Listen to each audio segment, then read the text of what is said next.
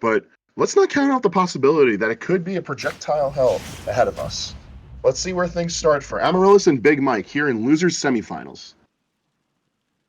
Well, however you want to call it, we are certainly flying into the rarefied air of top 4. Amaryllis and Big Mike going to be taking us there as they jump over to their separate ledges to start things off.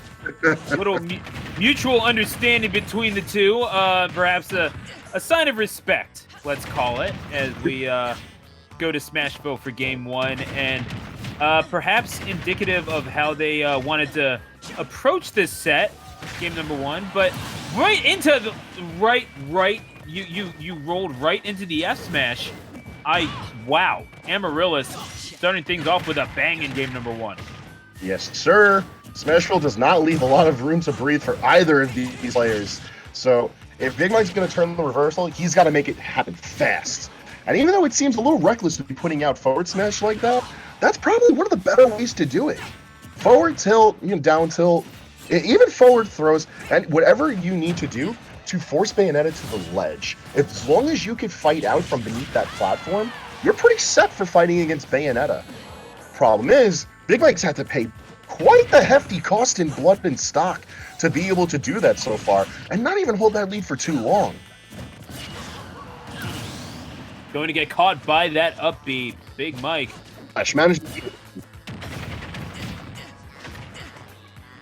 Yeah, Big Mike sharpening the blade there and connecting on that first stock. However, sitting at 97%, is able to work their way back, and again, it's on Amaryllis to keep in that zone where Big Mike can't really get any of those tippers and maximize the damage on those aerials, or certainly those forward tilts where Amaryllis might be caught lacking on their landings back to stage.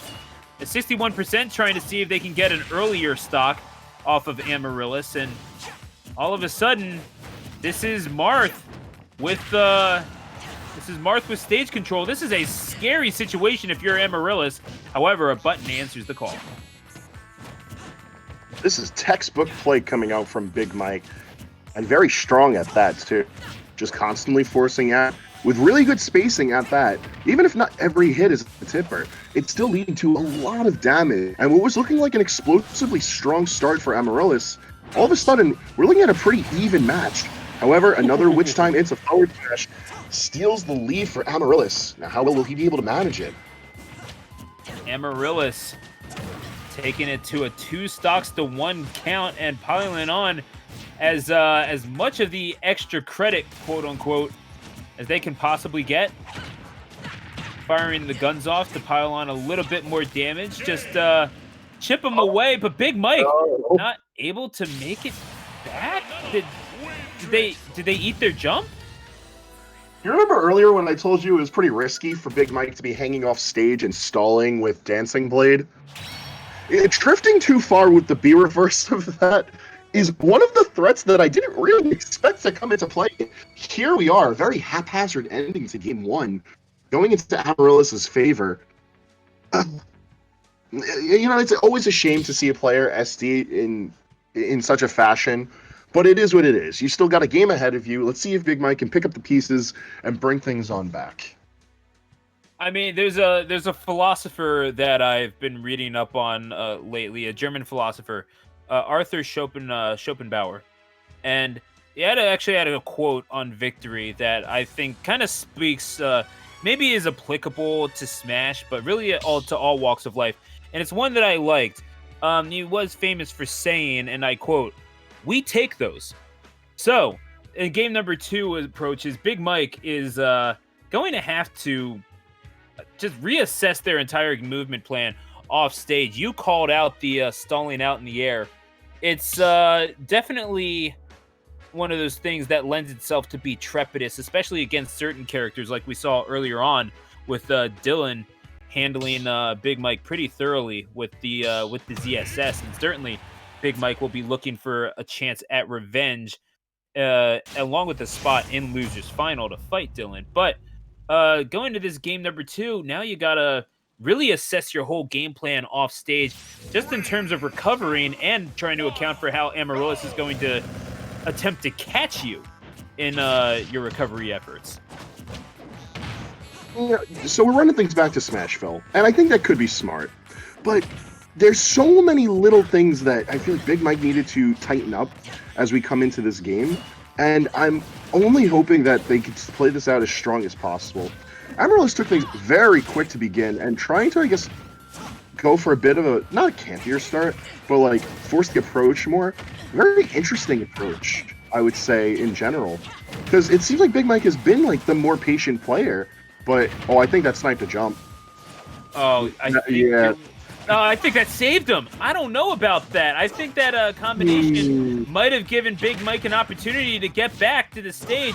Amaryllis not able to find the follow-up, and that's just one of those things that lets Big Mike hang around, and you're going to suffer some points of damage for it. Whether or not it's consequential lends itself to be desired. However, Amaryllis able to take that first stock, despite a few questionable decisions, shall we say, there, Hangman. See, that's one of the cool things about Bayonetta. Cool is subject to change. Where, like, you can make those mistakes, but, like, your tools are constantly in full rotation. Whether it's the utility they provide to, like, positioning on the stage, actually making a big difference into what's being used. Even how stale they are, and the fact that so many things are hitting in certain instances, like, trying to keep in track of all of that lets you constantly throw your opponent. There's so many little ways that Bayonetta just gets back into the fight. Like, keeping pressure on her is so important for that reason. But Big Mike is not finding those situations where he can keep the pressure on Amaryllis. And it's looking like that the further this match goes. Ooh, down smash. Good stuff there from Big Mike. And looking for the counter, but maybe not finding it. Amaryllis going to make Big Mike pay for the transgression. Is that all you got? Says Amaryllis, and takes Big Mike down to their final stock of the tournament, potentially. However, a big answer back from Big Mike. A big swing. Going to take a big stock. Oh man. That counter was curtains. That was about to be so sad, yo. Makes your heart stop just a little bit, doesn't it, Hangman? That's not the kind of ending I want to see. We already saw one game end out on an SD. I'm not looking for a repeat performance of that show. I want some good, clean Smash here in Losers semifinal. Hey, don't we all, though? That's the thing. I think we all want a good sporting endeavor between these two fine combatants. Amaryllis certainly looking to give Big Mike everything they can handle, and then some. A back air gonna give themselves stage control, but the gun's the follow-up on forward smash. You gotta love it. However, down. It's not gonna be taking things just. You gotta remember, this character has arguably the best recovery in the game. It's got as much distance as you could expect from Villager or Isabelle, but plenty of hitboxes along the way. Like, Bayonetta is able to do it all sometimes. Bullet Art extensions have made this very strange end to this match. Yeah. Look very good for Amaryllis. Takes a little getting used to.